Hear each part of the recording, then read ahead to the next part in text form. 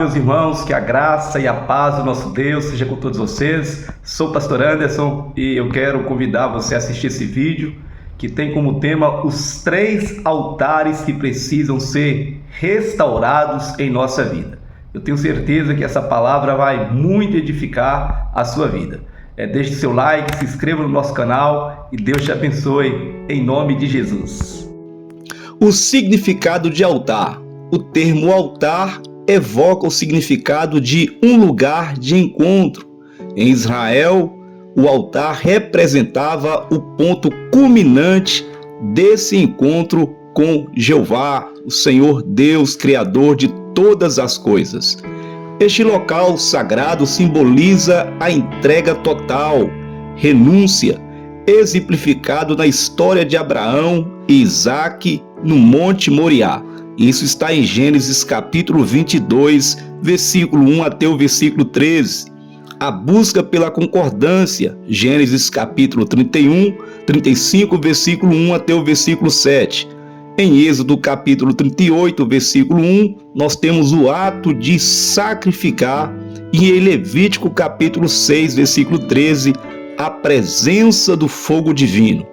E qual é o significado de restaurar? Restaurar significa reconstruir, renovar, revitalizar. É o processo de devolver algo ao seu estado original ou de trazer de volta a sua função e propósito inicial. Neste contexto específico, a restauração dos altares sugere a necessidade de reconstruir os pilares fundamentais da adoração cristã para renovar a conexão espiritual, a devoção e a unidade da vida do crente na comunidade cristã. Neste estudo examinaremos os 3 altares fundamentais na vida cristã que precisam ser de fato restaurados. O primeiro altar é o altar pessoal, é onde nós adoramos ao nosso Deus. O altar pessoal representa o nosso serviço, a nossa devoção, a nossa adoração e consagração ao Senhor. Ele destaca a nossa consagração totalmente a Deus. Romanos capítulo 12, versículo 1 diz: Rogo-vos, pois, irmãos, pela compaixão de Deus, que apresentei os vossos corpos como sacrifício vivo, santo e agradável a Deus, que é o vosso culto racional. Isso expressa a nossa rendição incondicional ao nosso Senhor. O Salmo 37, versículo 5 também diz: entrega o teu caminho ao Senhor, confia nele e ele o fará. Tiago capítulo 4, versículos 7 e 8 também está escrito: sujeitai-vos, portanto, a Deus, resisti o diabo e ele fugirá de vós. Chegai-vos a Deus e ele se achegará a vós outros. Purificai as mãos, pecadores. E vós que sois de ânimo dobre, limpai o coração. Isso inclui nosso momento de oração, de intercessão, de busca ao Senhor. Mateus capítulo 6, versículos 5 e 6 diz: E quando orardes, não sejais como os hipócritas, pois gostam de orar em pé na sinagoga e nos cantos das praças, para serem vistos pelos homens. Em verdade vos digo, que eles já receberam a sua recompensa. Tu, porém, quando orardes, entra no teu quarto e, fechada a porta, orarás a teu pai que está em secreto, e o teu pai que vem em secreto te recompensará. Nós temos também o segundo altar que necessita ser restaurado, que é o altar da família. Muitos lares negligenciam o altar familiar.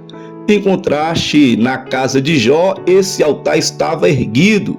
Lemos em Jó capítulo 1, versículo 5: Sucedia, pois, que decorrido o turno de dias dos seus banquetes, enviava Jó e os santificava, e levantava de madrugada e oferecia holocausto segundo o número de todos eles. Porque dizia Jó: talvez pecaram meus filhos e amaldiçoaram a Deus no seu coração, Assim fazia Jó continuamente. Jacó levantou um altar ao Senhor com sua família. Isso está registrado em Gênesis capítulo 3, versículo 1 até o versículo 5. O altar familiar representa o culto doméstico, as orações, intercessões feitas nos momentos devocionais e também nos momentos da alimentação. Em Atos capítulo 10, versículo 1, diz que havia em Cesareia um homem por nome Cornélio, centurião da corte, chamada italiana, piedoso, temente a Deus com toda a sua casa, o qual fazia muitas esmolas ao povo e de contínuo orava a Deus. Terceiro e último altar é o altar congregacional. A igreja é a união de famílias, é a força das famílias, é onde fortalece a congregação. O altar congregacional se manifesta na união entre os irmãos. Salmos de número 133 nos diz: ó, quão bom e quão suave que os irmãos vivam em união. Salmo 29, versículo 9, diz que quando todos adoram ao Senhor, juntos, reunidos, que é algo que nós precisamos fazer diariamente na nossa vida, é erguer, levantar o altar congregacional. Precisamos congregar, porque esta é a vontade de Deus para as nossas vidas. Salmo 84, versículo 4 nos fala sobre o amor que nós precisamos ter com a casa de Deus. Hebreus 10, versículo 25, também nos exorta a não deixar as nossas congregações. Concluindo este estudo, eu quero dizer que todos somos chamados a pertencer ao Senhor e adorá-los em espírito e em verdade. Elias, o profeta, restaurou o altar. Devemos unir as pedras dos nossos relacionamentos, separar-nos do pecado. Devemos demonstrar disposição para a oração e adoração e a intercessão. Precisamos buscar um quebrantamento verdadeiro, sincero para as nossas vidas. Elias derramou água sobre o altar, representando a palavra de Deus. Precisamos também da palavra de Deus para restaurar o nosso altar. E aí eu concluo te perguntando: como está o altar da sua vida? E o altar da família? E o altar congregacional? Estamos verdadeiramente adorando a Deus em unidade? Essas são as perguntas cruciais para avaliarmos a vitalidade de nossa adoração. Eu sou o pastor Anderson e se você gostou deste vídeo, deixe o seu like e se inscreva no nosso canal. Deus abençoe a todos em nome de Jesus.